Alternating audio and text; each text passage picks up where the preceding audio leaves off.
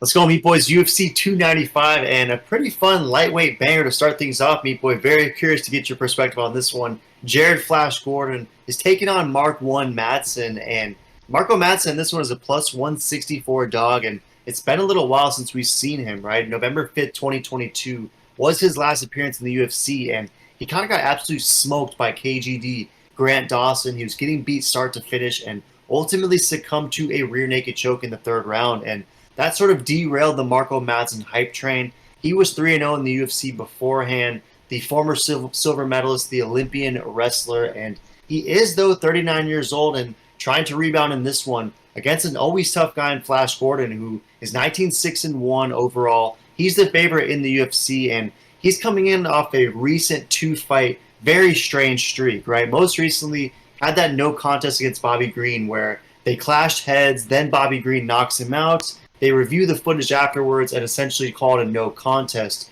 Very similar to that Chris Dawkins versus Kevin Holland fight last year. And then the fight before that, he fought against Paddy Pimblett, UFC 282, and basically everyone thought that Paddy lost that fight. So it officially went down as a loss for Flash Gordon, but most viewed it as a win for him. And before that was probably his best contest we've seen him in against Leonardo Santos, where he absolutely beat the brakes off of Leo Santos, sent him into retirement. So it's been kind of a mixed bag for Jared Gordon. Some high highs, some low lows. Does have some losses to Charles Oliveira and also lost to Grant Dawson as well. But in this one, are you banking that Flash Gordon is going to capitalize in front of all his hometown crowd? I mean, I read something that he has something like 50 friends and family coming to support him at MSG. So is this going to be a hometown pressure-filled affair that ends up like Derek Lewis when he fights in Houston, and Mark One Madsen's going to step up and capitalize as a dog, or is Jared Flash Gordon going to flash KO Mark Madsen?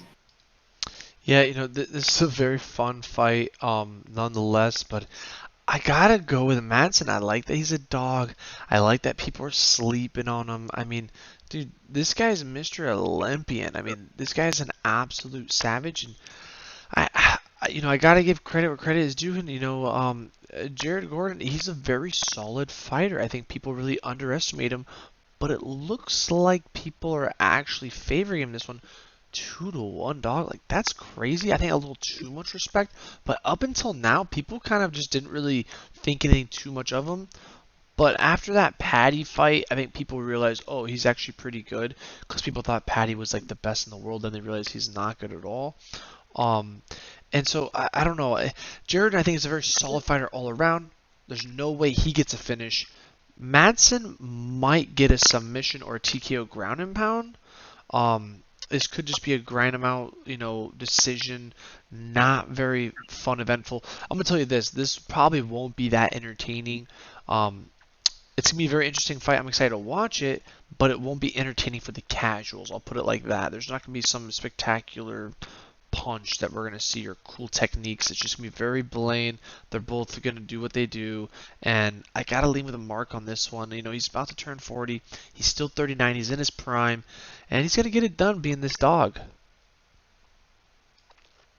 Yeah, the plus 164 odds for Mark One Madsen definitely does seem juicy. I mean, this was a guy who was basically a minus 300, minus 400 favorite in his previous UFC fights. So the fact that he is such a sizable dog and Flash Gordon being basically a minus 200, like you said, 2-1 favorite, to me is kind of interesting for sure. But we did notice that Marco Madsen has been training a lot with Damir Ismagulov recently, really working on his striking. So that's some encouraging stuff if you're Marco Madsen, because you got to believe that Flash Gordon, if this fight remains on the feet, I think that Jared Gordon will be a little bit faster, probably a little bit more accurate, and I can see him having his way with Mark Madsen if he's able to stuff those takedowns. But the improvements that Mark Madsen hopefully has made in the stand-up department might make it a little bit more competitive, I suppose. And if we look over at Typology, Meat Boy, it's pretty much split, right? So even though Vegas has us a 2-1 favorite for Flash Gordon, a very, very slight minority is rolling with Gordon, 49%, and 51% meanwhile go with Madsen. To your point of it potentially being a slow snoozer for the not for the casuals, a lot of beige on both sides, so they seem to think that a decision is most likely. Any chance that Marco Madsen's able to pick up a finish in this one, or do you anticipate this one, much like Tapology, most likely going 15 minutes? Most likely going 15 minutes to be honest, but maybe he gets a TKO ground and pound. I think Gordon's jiu-jitsu defense is good enough to not get smothered, but I don't know. Mr. Olympian's a Mr. Olympian for a reason, so nothing would surprise me.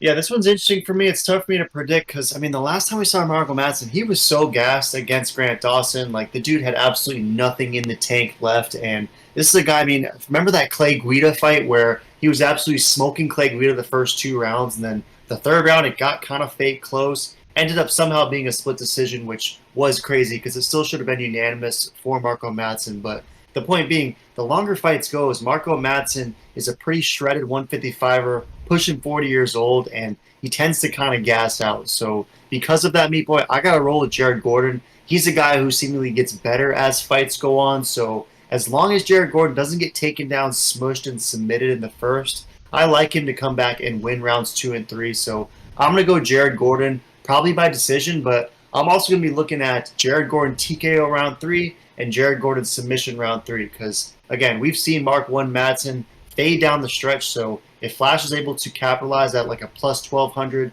to plus 1600 R3 finish, I think there could be some juicy value there for sure. So I'm going the other side, Meatball. I'm going Jared Gordon. You got Marco Madsen. Any last thoughts?